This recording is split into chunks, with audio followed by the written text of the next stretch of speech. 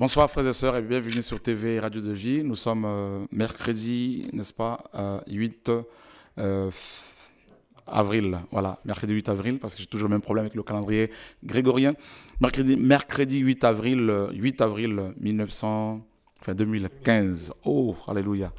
Que Dieu soit béni. Donc nous sommes le mercredi 8 avril 2015. Voilà. Enfin, ce calendrier grégorien est un calendrier qui nous pose quand même beaucoup de problèmes. Voilà, donc voilà, que Dieu soit béni. Donc demain 9 avril 2015, nous serons bien sûr à mission aux Antilles, comme on vous l'a annoncé, au nom de Yeshua, que toute la gloire soit rendue au Seigneur. Père, nous bénissons ton nom pour ta fidélité. Merci pour ta bonté, merci pour ton amour, pour ta vérité qui nous a franchis. Adonai, Dieu d'Israël, Dieu des armées. Merci pour cette vérité qui nous a franchis. Au nom de Yeshua, Dieu des armées, nous te prions ainsi, Adonai, Père de gloire. Amen. Amen. Alors, bonsoir Joël et David. Bonsoir. Alors, donc, il se passe des choses au niveau du Cameroun. Du Cameroun, ouais. Oui, effectivement, en fait, cet après-midi, j'ai eu l'appel d'Hervé. Hervé, c'est un frère missionnaire qui travaille au Cameroun. Tout à fait, qui me relatait en fait un peu ce qui se passait sur place. Et en fait, il y a quelques temps, ils avaient eu l'opportunité d'aller sur une radio pour partager la parole, pour prêcher l'évangile. Et ils avaient reçu des menaces de mort de certains groupes catholiques qui sont au Cameroun. Et récemment, là, il y a 3 jours, il y a un des frères qui a été qui est pris en otage en fait, qui a été saisi, qui est maltraité, par la police, qui est prisonnier, maltraité, frappé, et il lui demande en fait de renier en fait sa foi, et chose que lui ne veut pas. Et depuis 3 jours en fait, ils l'ont séquestré carrément. Ils l'ont séquestré, ouais. Ils n'ont même pas le droit d'aller le visiter. Donc depuis 3 jours, il dort vraiment mal. Autre fait, c'est qu'il y a eu un autre frère également qui avait été... des voyous qui l'ont attaqué. Ils l'ont fait mettre à genoux, ils lui ont braqué un pistolet sur la tempe, ils lui ont dit fais ta dernière prière. Waouh. Ouais. Et donc lui, il a commencé à prier, et apparemment un des gars a été touché. Il lui a dit écoute, nous on a été envoyés pour te tuer, donc on te laisse partir, cours. Et il s'est enfui. Et puis il y a eu un autre jour aussi où un groupe de catholiques en fait les a invités pour faire pour partager la parole, pour faire un débat.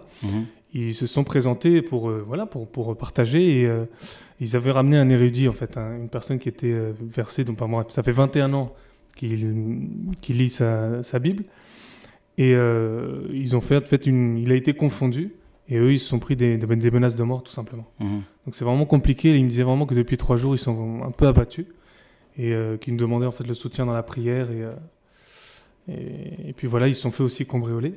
Wow. par des voleurs, tout simplement. Donc tout ça, c'est venu suite à la proclamation de la vérité, parce qu'ils prêchent la vérité simplement. Tout à fait. Et aussi, ils ont confronté un érudit catholique. Oui, catholique. Et il a été désavoué, confondu. Donc, et c'est suite à cette, n'est-ce pas, cette rencontre, cet entretien, cette confrontation, que les frères et sœurs sont persécutés comme ça. Enfin, je pense que bien avant, ils ont... Oui, ça fait déjà un moment, mais là, ça s'est bien accentué. Et, déjà, il y a quelques temps, effectivement, il y avait déjà eu des personnes qui avaient été envoyées. Et le Seigneur a permis que la police passait par là, et il y a eu échange de tirs, il y a eu des morts. Wow. C'est vrai. Il y a eu des morts, et là, ça s'accentue. Et voilà. En tout cas, frères et sœurs, et prions pour nos frères et sœurs du Cameroun. Et voilà, donc il y a beaucoup de persécutions là-bas à cause de la vérité qui est proclamée. Vous savez que quand la vérité est proclamée, bien sûr, il y a des tensions, des combats ici et là. Tant que la parole est prêchée dans toute sa clarté, dans toute sa vérité, dans toute sa pureté, bien sûr, l'ennemi se lève parce qu'il ne veut justement pas que les enfants de Dieu soient éclairés, parce que c'est la vérité qui a franchi. Or, cette vérité-là, bien sûr, est de plus en plus combattue, rejetée. Et dans notre génération, il y a des hommes, et ici et là, comme vous le voyez vous-même dans les nations, qui se lèveront de plus en plus, qui se lèveront de plus en plus contre la vérité, et parce qu'ils ne veulent pas justement voir les frères et sœurs éclairés. Donc, il se passe... il y a beaucoup de choses, notamment comme on l'a souligné au Cameroun, en tout cas, Hervé, et ainsi que les frères et sœurs qui sont avec lui. Et je pense aussi à d'autres frères comme Janvier. Il y en a tant d'autres qui sont au Cameroun là-bas qui prêchent l'évangile. En tout cas, je voudrais personnellement vous encourager à tenir ferme, à continuer à défendre, n'est-ce pas, à continuer de défendre la saine doctrine. Voilà. Donc ça, c'est vraiment, et la prière pour vous. Continuez à défendre la sainte doctrine parce que les temps sont compliqués. Nous avons décidé de nous lever et de défendre la vérité. Et quoi qu'il se passe, la vérité sera défendue au nom de Yeshua, notre Seigneur et Sauveur. Amen. Voilà. Donc, je ne sais pas s'il y a des questions. Là. Je pense qu'on va peut-être répondre à 2 ou 3 questions. Est-ce que tu pourrais encore, si tu peux nous réexpliquer en fait le voile? Qui doit mettre le voile? Et où est-ce que le voile est encore d'actualité ou pas en fait? Ok. Alors, le problème du voile. Alors, le problème, on va prendre un passage dans 2 Timothée chapitre 3. C'est un passage que j'aime beaucoup.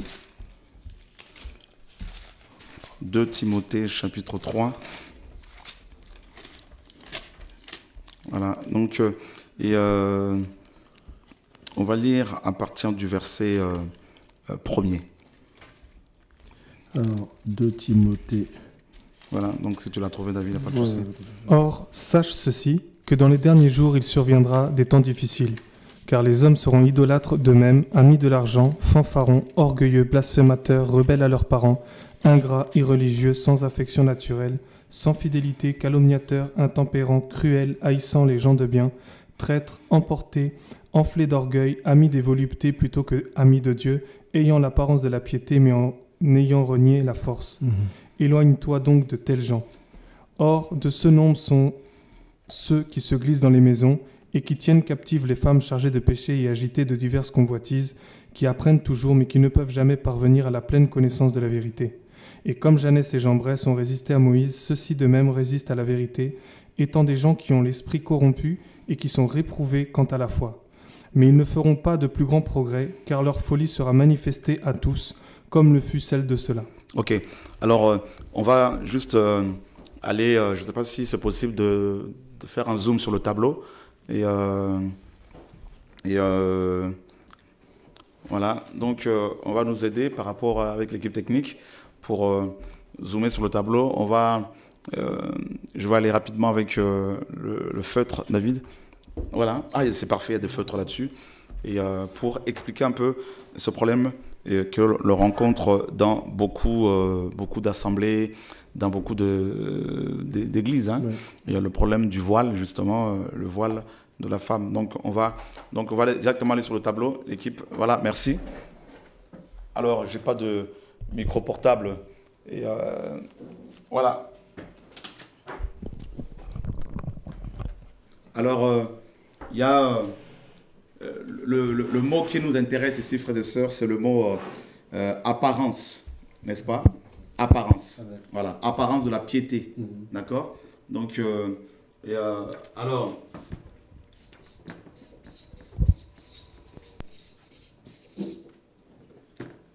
le mot apparence ici vient d'un terme grec. Vous savez que les écrits les 4 évangiles et également les écrits de la Nouvelle Alliance sont les livres, hein, donc sont écrits en grec. Alors le mot apparence dont il est question dans 2 Timothée 3 ici vient de morphosis. D'accord? Morphosis. Donc d'où la morphologie. D'accord? Et ça c'est du grec. D'accord?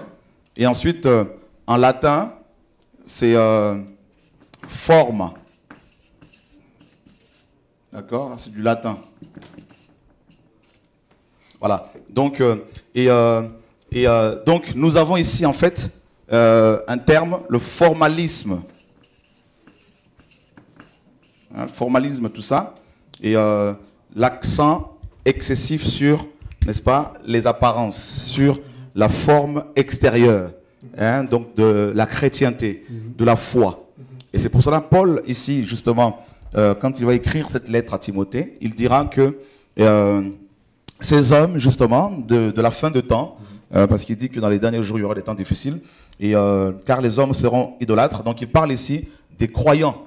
Hein, donc, on sait que dans le monde, ils ont toujours été idolâtres. Hein, donc, quand on est dans le monde, on l'était également. Donc, voilà. Donc, là, il parle des personnes qui se réclament du Seigneur, parce que la suite le démontre. le confirme. Car les hommes seront idolâtres d'eux-mêmes, donc amis de l'argent, c'est ce que nous voyons, fanfarons, orgueilleux, blasphémateurs, rebelles à leurs parents, ingrats, irréligieux, sans affection naturelle, sans fidélité, calomniateurs, intempérants, cruels, haïssant les gens de bien, traîtres, emportés en feu d'orgueil, amis de volupté plutôt qu'amis de Dieu, ayant l'apparence de la piété.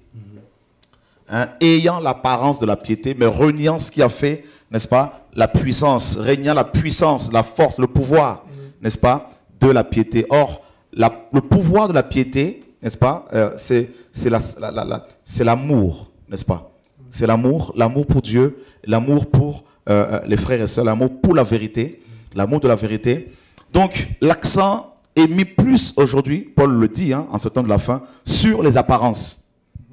D'où justement le fait que des milliers de pasteurs s'habillent régulièrement en costume et cravate. Le costume et cravate est devenu l'habit, n'est-ce pas, du pasteur moderne. Et avant, c'était, bien sûr, au XVIe siècle, c'était le collet clérical, qui est toujours d'actualité. Et pour des prêtres catholiques, c'est des soutanes, tout ça.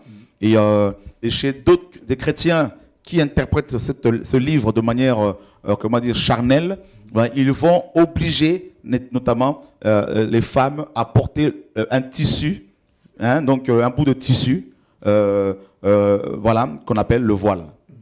Voilà. Et donc ça amène beaucoup de confusion.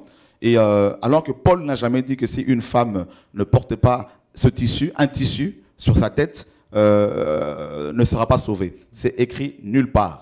D'accord? Et Pierre nous dit justement que les propos de Paul sont souvent mal interprétés. Les écrits de Paul. Pierre le dit dans 2 Pierre chapitre 3, à partir du verset 14 jusqu'au verset 16. Donc, on voit que les derniers temps donc, sont caractérisés dans beaucoup de milieux chrétiens par cet amour excessif de l'apparence, donc de la forme extérieure de la chrétienté. Alors que Dieu, ce qu'il veut, c'est le cœur. Rappelez-vous bien que le Seigneur a dit clairement dans Marc chapitre 7, ce n'est pas ce qui sort de l'homme, ce qui entre dans l'homme qui souille l'homme, mais c'est ce qui sort de l'homme qui souille l'homme. Donc c'est le cœur que Dieu veut changer. C'est pour cela que le chemin Israël, Adonai Eloheinu, Adonai Echad. Donc écoute Israël, Yahweh notre Dieu, Yahweh est un. Tu aimeras le Seigneur de tout ton cœur, de toute ta force, de toute ta pensée, n'est-ce pas? Donc c'est le cœur que Dieu veut changer d'abord. C'est le cœur. Et regardez les pharisiens dans Matthieu 22. Et ils avaient justement, ils mettaient l'accent sur les apparences. Parce qu'ils pensaient que c'est comme ça qu'ils allaient être approuvés par Dieu. N'est-ce pas? Et voilà, nous sommes dans Matthieu chapitre 23. Nous lisons le verset 25, si on peut le lire. Malheur à vous, scribes et pharisiens hypocrites, parce que vous nettoyez le dehors de la coupe et du plat, alors qu'au-dedans ils sont pleins de rapines et d'intempérance. Pharisiens aveugles, nettoient premièrement l'intérieur de la coupe et du plat, afin que l'extérieur aussi devienne net. Malheur à vous, scribes et pharisiens hypocrites, parce que vous êtes semblables aux sépulcres blanchis, qui paraissent beaux au dehors et qui, au-dedans, sont pleins d'ossements, de morts et de toute espèce d'impureté. Voilà. Donc le Seigneur est en train de détruire par la parole ici, justement, les apparences de ces pharisiens-là. Donc avant de développer sur le voile rapidement, je voudrais d'abord insister sur l'apparence. D'accord? Parce qu'il n'y a pas un signe dans la Bible, dans la Nouvelle Alliance, il n'y a pas un signe physique extérieur qui doive nous faire reconnaître comme étant enfants de Dieu. D'accord? Nous avons un sceau, le sceau de Dieu, qui est un sceau spirituel, qui est le Saint-Esprit. Donc le sceau, selon Éphésiens 1:13 pardon, et 4:30, c'est le Saint-Esprit qui est notre sceau. Il est esprit, donc il n'est pas physique. Donc, le sceau est l'acte qui authentifie, n'est-ce pas? Le sceau est la signature qui authentifie un acte. D'accord? La signature qui authentifie un acte. Donc, celui qui atteste que nous sommes de Dieu, c'est le Saint-Esprit. D'accord? Ce n'est pas un habit, une façon de s'habiller. Il faudrait que les chrétiens comprennent l'évangile. C'est important. Le Seigneur disait, mes paroles sont esprit et vie. Donc, le Seigneur a dit aux pharisiens, vous êtes comme des tombeaux blanchis. Et alors qu'au-dedans, vous êtes remplis, n'est-ce pas, d'hypocrisie, tout ça. Et ensuite, voilà, qu'est-ce que la parole nous dit par la suite? Nous sommes dans Romains. L'apôtre Paul aussi et a parlé là-dessus, hein, sur les apparences, dans Romains, et chapitre 2, versets 28 à 29. Car le juif, ce n'est pas celui qui en a les apparences, et la circoncision, ce n'est pas celle qui est visible dans la chair. Mais le juif, c'est celui qui l'est intérieurement, et la circoncision, c'est celle du cœur, selon l'esprit, et non selon la lettre.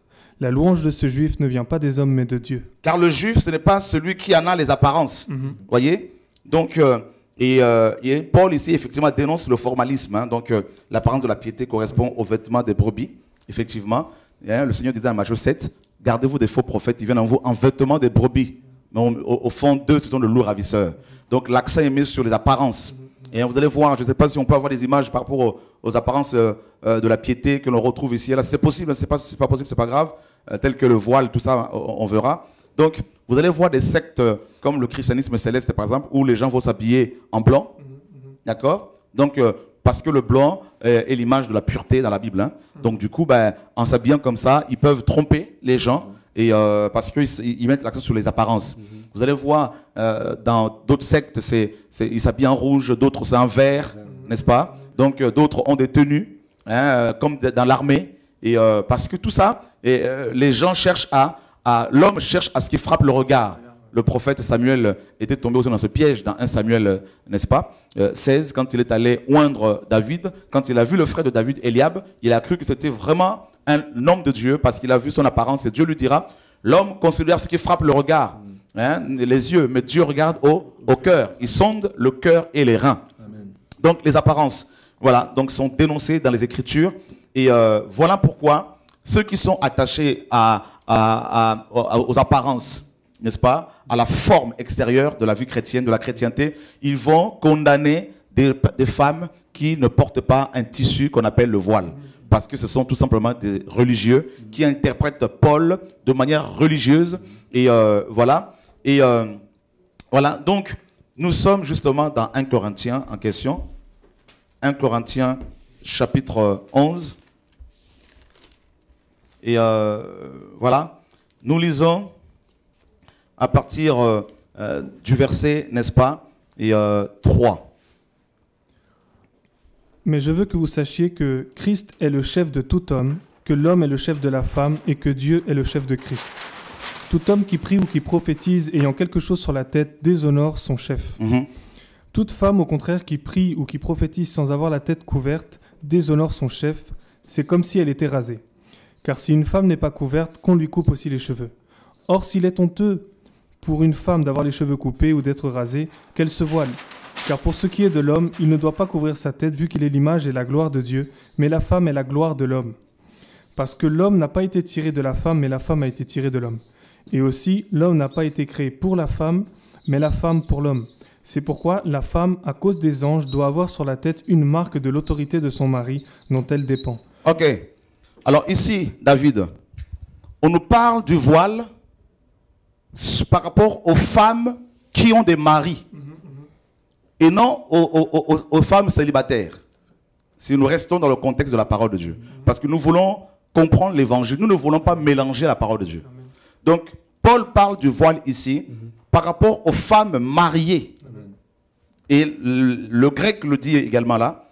La femme, à cause de son mari, doit avoir sur sa tête, et à cause des anges, hein, n'est-ce pas, la marque de l'autorité dont elle dépend. D'accord? Est-ce que tu peux relire ce passage-là, s'il te plaît, David? Toute femme, au contraire, qui prie ou qui prophétise sans avoir la tête couverte déshonore son chef, c'est comme si elle était rasée. Car si une femme n'est pas couverte, qu'on lui coupe aussi les cheveux. Or, s'il est honteux pour une femme d'avoir les cheveux coupés ou d'être rasée, qu'elle se voile. Car pour ce qui est de l'homme, il ne doit pas couvrir sa tête, vu qu'il est l'image et la gloire de Dieu, mais la femme est la gloire de l'homme. Ensuite. Parce que l'homme n'a pas été tiré de la femme, mais la femme a été tirée de l'homme. Et aussi, l'homme n'a pas été créé pour la femme, mais la femme pour l'homme. C'est pourquoi la femme, à cause des anges, doit avoir sur la tête une marque de l'autorité de son mari dont elle dépend. À cause des anges, doit avoir sur sa tête la marque de l'autorité de son mari. Donc, l'autorité de son mari dont elle dépend. Donc, demander aux jeunes filles de porter un tissu sur la tête alors qu'elles ne sont pas mariées, c'est être anti-biblique, c'est être anti-Christ. D'accord? Parce que Paul nous dit ici, donc qu'il est question ici de la femme mariée, qui dépend de son mari. C'est ce que les Écritures nous disent. C'est ce que le grec nous dit, mes amis, vous qui aimez la vérité. D'accord? Donc, 1 Corinthiens 11 ne concerne aucunement les jeunes filles qui ne sont pas mariées, encore moins les enfants. Nous devons être dans la parole de Dieu. Nous devons revenir à la Bible. D'accord? Donc, demander aux jeunes filles qui ne sont pas mariées de porter un tissu sur la tête, c'est être contre la parole de Dieu. C'est être contre la Bible parce qu'elles ne dépendent pas de l'autorité d'un homme dans la mesure où elles ne sont pas mariées. Elles n'ont pas de mari. Donc là, il est question des femmes mariées. Tout comme dans 1 Corinthiens 14, quand Paul parlait par rapport aux femmes qui devaient se taire, parce qu'elles devaient se faire former, enseigner par leur mari à la maison. D'accord? Et voilà, parce qu'elle parlait aussi mal. Donc, il faut que, frères et sœurs, nous soyons dans l'évangile, dans la parole de Dieu. Amen. Donc, j'insiste, demandez aux enfants, demandez aux femmes, aux jeunes filles de se voiler alors qu'elles ne sont pas mariées avec des tissus, se voiler avec des tissus, c'est être anti-biblique. C'est pas ce que Paul a dit. D'accord? Pourquoi? Ici, nous avons la seule hiérarchie, n'est-ce pas?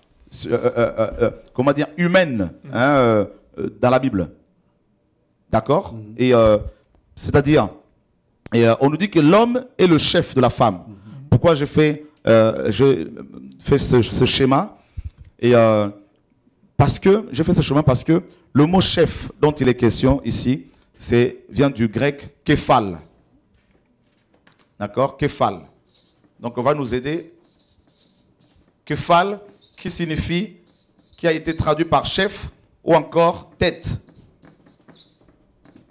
D'accord? Donc, képhal, chef ou encore tête.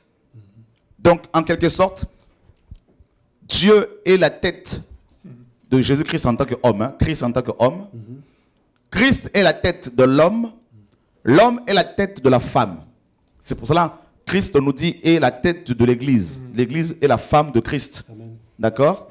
Voilà. Donc, et on retrouve ce mot-là grec, képhal, aussi dans pas mal d'endroits dans la Bible. Quand dans Éphésiens ou dans Colossiens, il est dit que Christ est le chef de l'Église, le chef du corps de l'Église. C'est-à-dire littéralement la tête. D'accord? Voilà. On a 1 Corinthiens, quand on dit la tête, c'est la tête dit que la tête ne peut pas dire qu'elle n'a pas besoin des pieds. Donc c'est le même mot grec, képhal. D'accord? Donc on comprend ici, David et Joël, que dans 1 Corinthiens 11, Paul parle de la relation familiale entre l'homme et la femme. D'accord? L'homme et la femme. Alors quand on va dans l'histoire de Corinthe, parce que cette épître n'était pas adressée d'abord aux Africains ou aux Européens, mais d'abord aux Corinthiens, aux Grecs. Et quand on va dans l'histoire de Corinthe, on s'aperçoit qu'il y avait justement, n'est-ce pas, beaucoup de prostituées là-bas. Et ces prostituées étaient rasées. Le rasage du crâne était la marque, n'est-ce pas, de prostituées. Donc les femmes rasées étaient d'emblée prostituées. Alors, Paul, justement, parle du désordre qu'il y avait dans ces assemblées-là de Corinthe.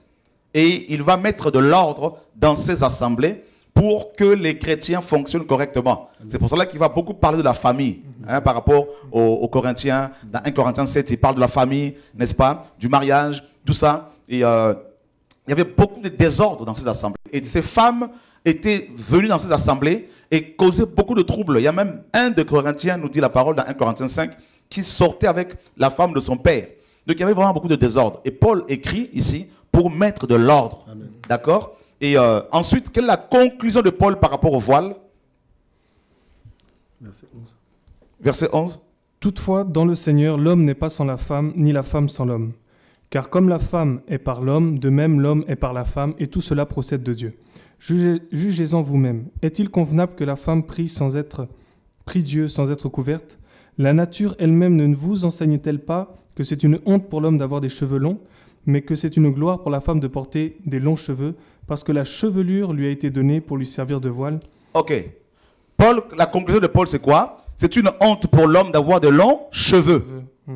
Mais par contre, pour la femme, ce n'est pas une honte, parce que sa chevelure naturelle lui a été donnée en guise de voile.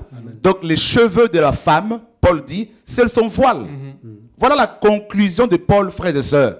D'accord? Ce n'est pas le bout des tissus que vous devez mettre sur vos têtes, mais c'est vos propres cheveux qui constituent un voile naturel que Dieu vous a donné. Voilà l'évangile, mes amis. Voilà ce que la parole nous dit. Maintenant, si une femme mariée dit « moi, je veux me couvrir avec un tissu », ça, c'est sa conviction personnelle. Il ne faut pas qu'elle l'impose aux autres, qu'elle en fasse une doctrine. Parce que Paul n'a jamais enseigné cela. Paul n'a jamais dit que si une femme ne porte pas un tissu, n'ira pas au ciel. Ce sont des interprétations complètement humaines et charnelles. Je dirais même plus loin, diaboliques, qui condamnent des femmes, qui condamnent les filles d'Abraham, qui condamnent les enfants de Dieu, nos sœurs. Voilà. Donc on voit bien que dans 1 Corinthiens 11, mes frères et sœurs, vous qui nous suivez, il est question de la chevelure de la femme et la femme aussi mariée qui dépend de l'autorité de son mari. Et Paul dit à cause des anges. Pourquoi à cause des anges? Paul se réfère certainement, selon les commentateurs bibliques, et je le crois aussi, il se réfère certainement à Genèse chapitre 6. Parce que les anges, les filles de Dieu, c'était, n'est-ce pas, accouplées avec des filles et des hommes, et elles avaient eu ces femmes ont eu des enfants, des Néphilim, des géants, d'accord? Donc, et Paul se réfère certainement à cette histoire-là. Voilà pourquoi il dit, à cause des anges, n'est-ce pas? Donc la femme doit avoir sa chevelure, son voile naturel. Donc le voile de la femme qui lui a été donné en guise de voile. Et pourquoi? Parce que ces femmes-là qui sont mariées ne devaient pas aller avec d'autres hommes. Voilà. Parce que une femme mariée doit rester fidèle à son mari. Voilà pourquoi sa chevelure, n'est-ce pas, était le signe qu'elle n'était pas libre comme les femmes qui étaient rasées, les prostituées, qui se disaient, voilà, je suis rasée, je suis libre. Alors que la femme mariée devait avoir, n'est-ce pas, des cheveux naturels, ses cheveux, pour montrer aussi aux anges qu'elle dépend de son mari qui est son autorité, et non son pasteur, mais c'est son mari. Voilà l'évangile, frères et sœurs. Il ne faut pas mélanger les choses. Nous voulons défendre la sainte doctrine. Nous voulons défendre la parole de Dieu. Fermer la bouche aux gens qui sont devenus fous. Qui deviennent fous. Et Paul nous dit dans 2 Timothée là-bas, leur folie sera manifeste. Sera manifestée à tous. Et on voit bien comment ces soi-disant prophètes deviennent fous. Hein, ici et là, ces faux pasteurs qui prennent l'argent des gens, qui vont avec des femmes, qui imposent le voile aux gens, qui cassent les gens, qui mentent. On voit comment ils deviennent fous. Ils deviennent fous et ils deviennent violents. Et ils veulent parfois en venir aux mains parce qu'ils sont devenus fous.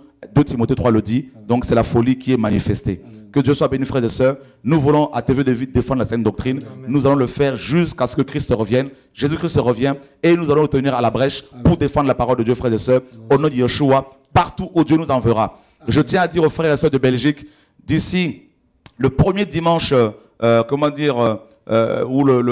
le dimanche, je crois qu'il y a un dimanche là, David, on va voir l'avant-dernier dimanche du mois de ce mois-ci. On sera de nouveau à Bruxelles pour une réunion de réveil, frères et sœurs, afin de proclamer la parole, la vérité de l'évangile et de fermer la bouche aux faux prophètes, n'est-ce pas, au nom de Yeshua, notre Seigneur et Sauveur. Amen. Que Dieu soit béni.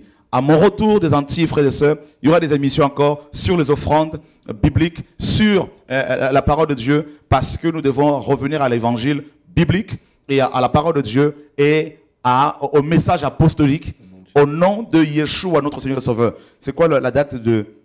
Le dernier, c'est 25. Le 25 avril. Samedi 25, dimanche 26. Dimanche 26, mes amis, vous qui êtes de Belgique, nous serons en Belgique.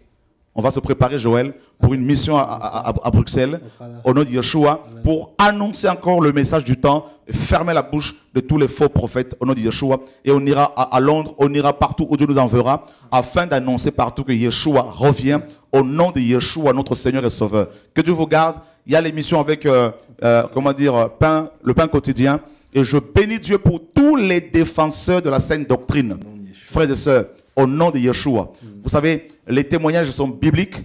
Le Seigneur a guéri cet homme. Il lui a dit quoi? Va témoigner à la Décapole. Amen. La Décapole, c'est 10 villes. Le Seigneur lui dit, va témoigner partout. Amen, amen. Hein? Et l'évangile, c'est le témoignage des œuvres partout de Jésus-Christ de Nazareth.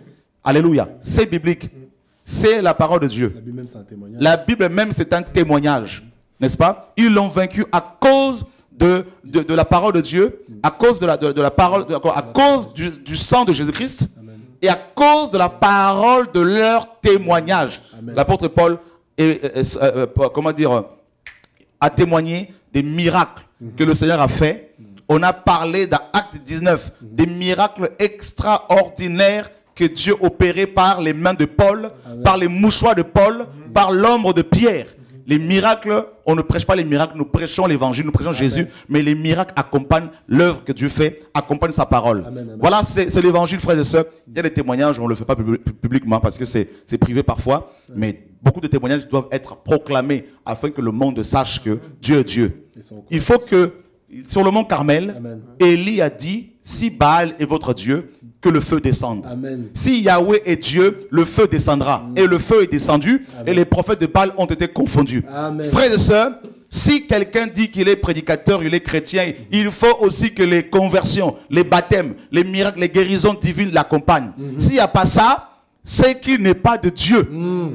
Parce que ceux qui n'ont pas le don des miracles, là, tout ça là, ceux qui ne sont pas accompagnés par Dieu, ils sont jaloux, ils vont dire, non, il y a tout le temps des miracles, mais il faut que la parole doit s'accomplir.